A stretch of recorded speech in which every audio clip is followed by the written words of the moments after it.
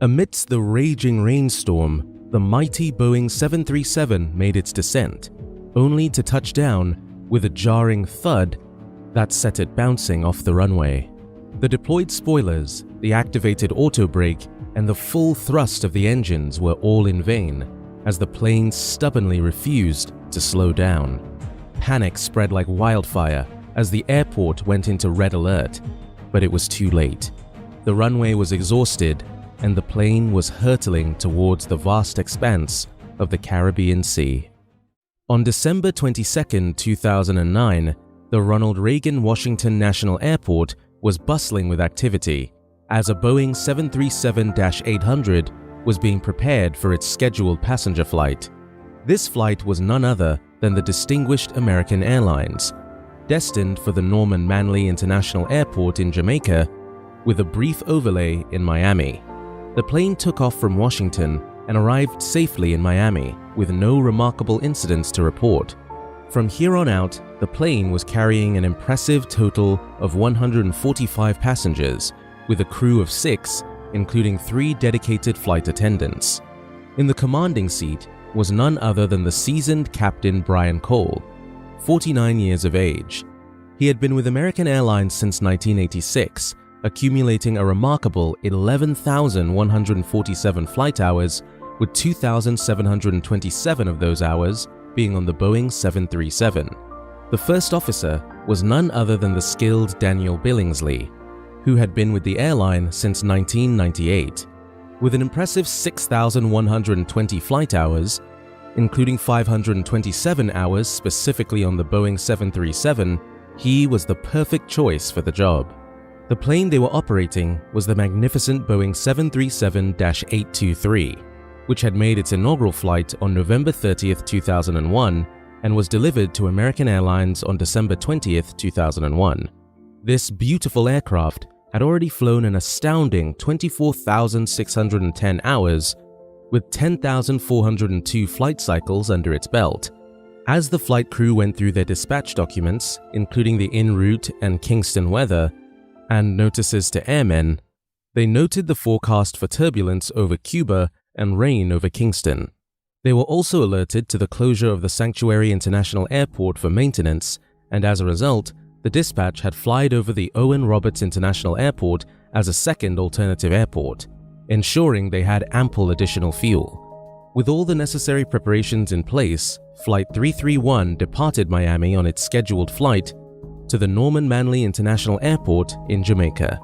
After reaching its cruising altitude of flight level 370, the aircraft encountered turbulence while passing through Cuba. The turbulence caused the in-flight service to be suspended several times during the flight, prompting the captain to order early preparation for landing. As they approached Kingston, the turbulence began to subside. However, just before their arrival, they received an update from the tower that the runway was wet, but did not mention any issues with the braking action or runway contamination. The first officer was familiar with Kingston, having landed there before on the same sequence and in similar weather conditions. During the approach briefing, they opted for a straight-in approach to runway 12, rather than circling to land on runway 30 due to low ceiling. The captain contacted the approach controller for the latest conditions and reports from other aircraft, and was informed that visibility was good and there were no reports of anything out of the ordinary. The en route controller authorized the aircraft to descend to 15,000 feet at the pilot's discretion, and provided the altimeter setting of 101 millibars. After this, the crew contacted the approach controller to inquire about any reported turbulence on the approach, and they were informed that none had been reported. The crew then deployed the speed brakes and began descending to lower altitudes in order to burn off sufficient fuel to bring the aircraft down to its maximum landing weight. As they descended to 19,000 feet, the approach controller informed the crew to anticipate an instrument landing system (ILS) runway 12 approach, providing the altimeter setting of 101 millibars, and cleared the aircraft to descend and maintain 15,000 feet. Then, the approach controller warned the crew that they might have to perform a circle-to-land approach on runway 30 instead of the expected ILS runway 12 approach due to a wind direction of 320 degrees at 10 knots. The crew acknowledged this, but opted for a straight approach on runway 12 with the tailwind. The approach controller then cleared the flight to maintain 4,000 feet and later cleared them for a straight-in ILS approach to runway 12 after passing Kenyo. The controller also advised that the wind had increased to 320 degrees at 15 knots and asked if the crew had understood this and if they were still able to perform a straight-in approach to runway 12.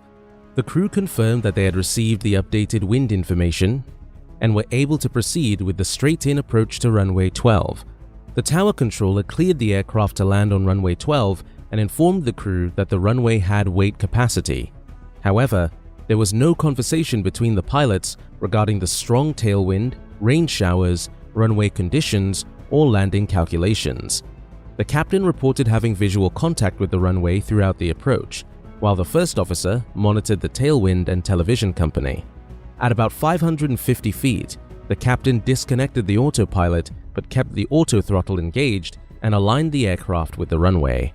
The heavy rain made the approach noisy, and the localizer for ILS runway 12 was 3 degrees north of the runway track, so the pilots had to transition to the approach and make a slight left turn to align with the runway centerline. The aircraft made a shallow right turn from the ILS localizer, followed by a left turn to track the runway and crossed the runway threshold at about 70 feet radio altitude.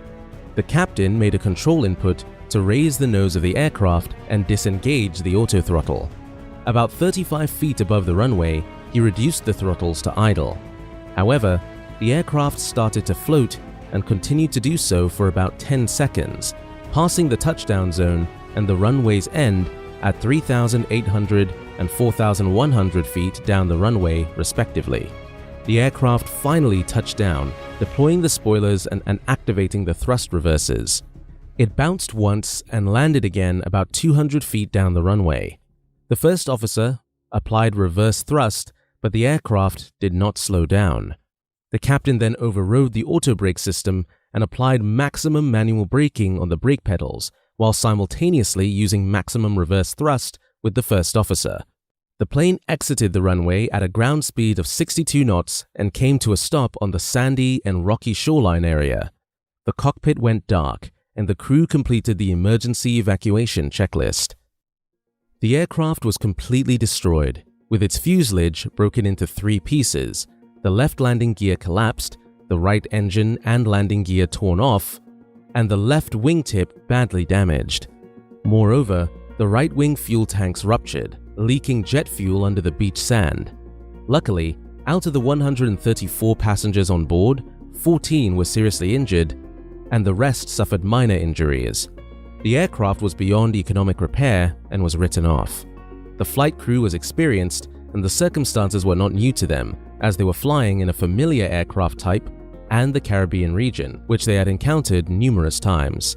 The first officer was the pilot monitoring during the flight, but he failed to call for a go-around when there were indications that the aircraft would land long.